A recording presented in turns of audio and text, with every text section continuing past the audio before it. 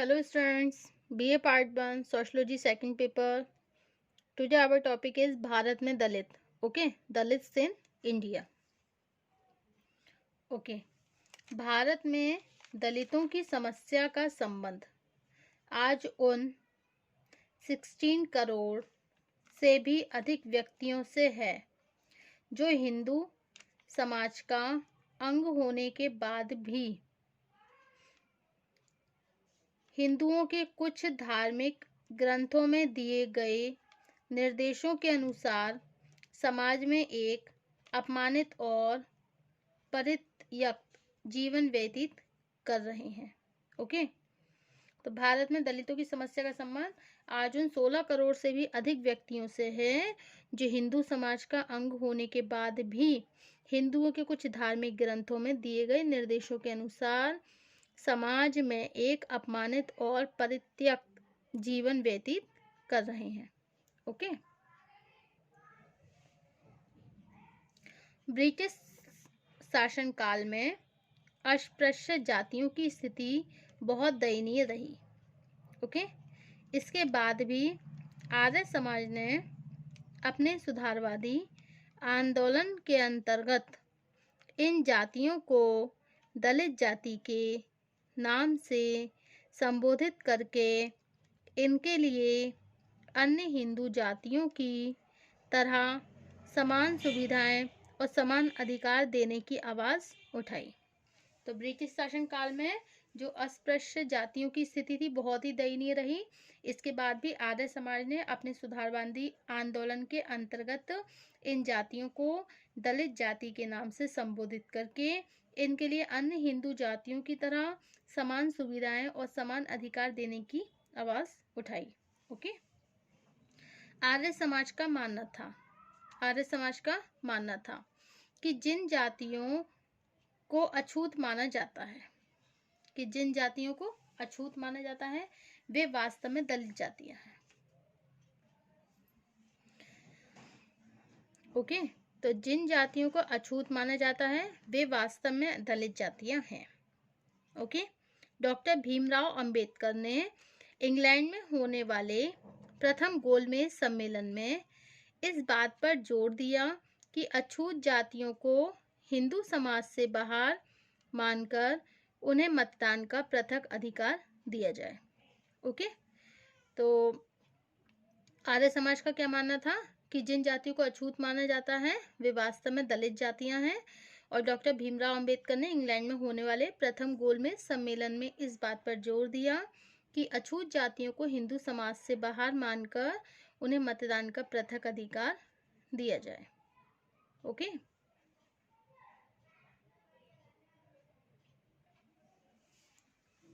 महात्मा गांधी वह पहले व्यक्ति थे जिन्होंने कट्टरतावादी हिंदुओं के विरोध के बाद भी अछूत कहे जाने वाले लोगों को हिंदू समाज का अभिन्न अंग मानते हुए उनकी दशा में सुधार करने की आवाज़ उठाई।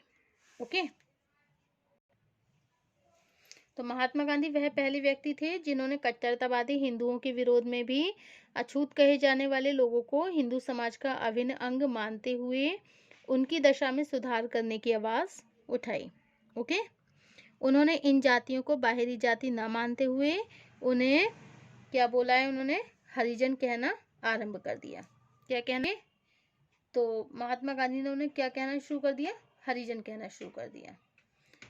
अब है आपका दलित वर्ग से अभिप्राय, meaning of Dalit. Okay, meaning of Dalit. Doctor Ambedkar ने दलित वर्ग, दलित शब्द का प्रयोग करते हुए कहा था कि जो जातियां गरीब, शोषित तथा सामाजिक और धार्मिक अधिकारों से वंचित हैं उन्हीं को हम दलित कहते हैं। तो दलित वर्ग से अभिप्राय क्या है, डॉक्टर अंबेडकर ने क्या बोला है कि भाई दलित शब्द का प्रयोग करते हुए कहा है कि जो जातियां गरीब, शोषित, सामाजिक और धार्मिक अधिकारों से वंचित हैं उन्हीं को हम दलित कहते हैं। ओके, और क्या है, उन्होंने किस नाम से बोला है, उन्हें दलित नाम से बोला है। इस कथन से स्पष्ट होता है, क्या स्पष्ट होता है इस कथन से, कि दलित शब्द से हमारा अभिप्राय उन लोगों से है जो उच्च जातियों द्वारा सामाजिक, आर्थिक और धार्मिक रूप से शोषित होने के कारण, तरह तरह के अभावों के कारण, गरीबों के निम्नतम आर्थिक और धार्मिक रूप से शोषित होने के कारण, तरह तरह के अभावों के कारण गरीबी के निम्नतम स्तर पर है। ओके, तथा सामाजिक अपमान के साथ ही उन्हें विभिन्न प्रकार के उत्पीड़न का भी शिकार होना पड़ता है। वास्तव में दलित शब्द परंपरागत अछूत शब्द के ही समांतर हैं। कुछ व्यक्ति यह मानते हैं कि जिन जातियों को हम अनुसूचित जातियां कहते हैं उनमें उन सभी जातियों को सम्मिलित नहीं किया गया जो भारत की जाति संरचना में पददलित और परित्यक्त रही है। इस दृष्टिकोण से दलित शब्द अनुसूचित जातियों की तुलना में भी अधिक व्यापक है। ओके, अब है दलित वर्ग के अंतर्गत वे सभी जातियां आ जाती हैं जिन्हें किसी न किसी रूप में अपवित्र मानकर सवर्ण लोग उनसे दूरी बना के रखते हैं। वास्तविकता यह है कि ऐसे तर्क या तो राजनीतिक हैं अथवा अनुसूचित जाति की जगह दलित शब्द का प्रयोग करना परिस्थिति सूचक है। व्यवहारिक रूप से दलित या अनुसूचित जातियों में कोई अंतर नहीं है। अनुसूचित जातियों में उन्हीं जातियों को सम्मिलित किया गया है जिनमें 5 लक्षण पाए जाते हैं। कौन कौन से लक्षण हैं? नंबर 1, जो जाति समूह हिंदू जाति व्यवस्था में निम्नतर स्थान पर होने के कारण अपना विकास स्वयं करने में असमर्थ हो। ठीक है। सेकंड क्या है? जिन्हें परंपरागत रूप से उच्च जातियों और यहाँ तक कि कुछ पिछड़ी जातियों जैसे कहार, धोबी, नाई, दर्जी आदि के भी संपर्क में आने की अनुमति ना रही हो। ओके। और थर्ड पॉइंट क्या है? जिन्हें हिंदू मंदिरों में प्रवेश करने का अधिकार नहीं दिया गया हो। एंड फोर्थ, जो सार्वजनिक स्थान और वस्तुओं के उपयोग से वंचित थी। ठीक है। एंड फिफ्थ, जो अपने घृणित और अपवित्र पेश के द्वारा आजीविका उपार्जित करने के लिए भी बाध्य थी। So this is the meaning of Dalit. ठीक है। तो क्या बताया दलित से अभिप्राय क्या है? डॉक्टर अंबेडकर ने दलित वर्ग जो शब्द प्रयोग करते हुए कहा था, डॉक्टर अंबेडकर ने दलित वर्ग शब्द का प्रयोग करते हुए कहा था कि जो जातियां गरीब होती हैं, ठीक है, जो लोग गरीब होते हैं, शोषित, जिन्हें किसी प्रकार का किसी तरह से शोषण किया गया हो जिनका, ठीक है, मान लो कोई किसान है, अब उनकी ज़मीन है तो उस ज़मीन को किसने ले लिया है? गांव के जो ज़मींदार लोग हैं उन्होंने ले लिया। ठीक है, मतलब किसी किसान की ज़मीन को अब उसे क्या हो गया, मतलब उसकी ज़मीन ज़मींदार ने ले ली है, छीन ली। ठीक है, अब वो बेचारा अपना भरण पोषण कैसे करेगा? तो जो ज़मींदार कहेगा अब उसे वो करना पड़ेगा। तो एक तरीके से क्या, अगर वो कहेगा कि कुछ भी करो, मतलब कुछ भी गलत करने के लिए बोलेगा तो उसको मजबूरी में करना पड़ेगा। इस तरह से उसका क्या शोषण किया जा रहा है। तथा सामाजिक और धार्मिक अधिकारी सामाजिक और धार्मिक अधिकारों से वंचित हो, मतलब समाज में और जो धार्मिक अधिकार दिए जाते हैं उनसे वो वंचित हो। ठीक है, तो उन्हीं को हम क्या कहते हैं? दलित कहते हैं। दलित वर्ग के अंतर्गत वे सभी जातियां आती हैं जिन्हें किसी न किसी रूप में अपवित्र मानकर सवर्ण लोग उनसे दूरी बनाकर रखते हैं। ओके। वास्तविकता यह है कि ऐसे तर्क या तो राजनीतिक होते हैं अथवा अनुसूचित जातियों की जगह दलित शब्द का प्रयोग करना परिस्थिति ही सूचक है। ओके।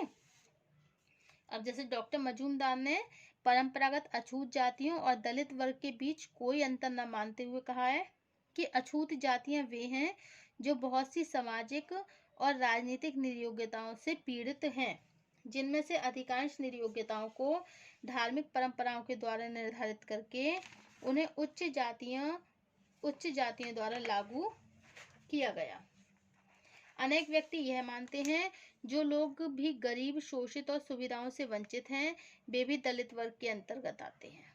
ओके, तो कुछ लोग ये भी मानते हैं, अनेक लोग ये भी मानते हैं कि जो लोग गरीब हैं, शोषित हैं और सुविधाओं से वंचित हैं, मतलब जिन्हें जरूरत की चीजें भी नहीं मिल पा रही, तो वे सभी दलित के ही अंतर्गत आते हैं। मतलब दलित वर्ग जो होता है उसी के अंतर्गत ही आते हैं। ऐसे विचार बहुत भ्रामक है। नगर और गांव में उच्च जातियों से संबंधित लाखों लोग यदि अपने व्यक्तिगत दोषों के कारण बहुत गरीब बन जाएं या दूसरे लोग उनसे घृणा करके उन्हें अपने पास न आने दें तो ऐसे लोगों को भी दलित नहीं कहा जा सकता। इसके अलावा यदि समुदाय के किसी भाग को जाति व्यवस्था के नियमों के आधार पर आर्थिक और सामाजिक धार्मिक सुविधाओं से वंचित करके उसे तिरस्कृत और अपमानित किया जाता है तब लोगों के ऐसे वर्ग को भी हम दलित कहते हैं। Okay, so this is the meaning of the Dalit. अब meaning of Dalit by definition. अब दलित का अर्थ बताएंगे हम डेफिनेशंस के द्वारा। ओके, अब हम बताएंगे आपको मीनिंग ऑफ दलित। ठीक है, इसमें वाई डेफिनेशन के द्वारा, किसके द्वारा? Meaning of Dalit by definition, परिभाषाओं के द्वारा। In the traditional Indian caste system, okay, a member of the lowest caste, मतलब वो लोग जो कि बहुत ही लो कास्ट के होते हैं। सी आल्सो अनटचेबल, जिसे हम अछूत मानते हैं, शेड्यूल्ड कास्ट। ओके, जैसे ही इज ए दलित, वह दलित है। A member of a lowly caste, मतलब एक वो सदस्य जो कि नीची कास्ट से ताल्लुकात रखता है।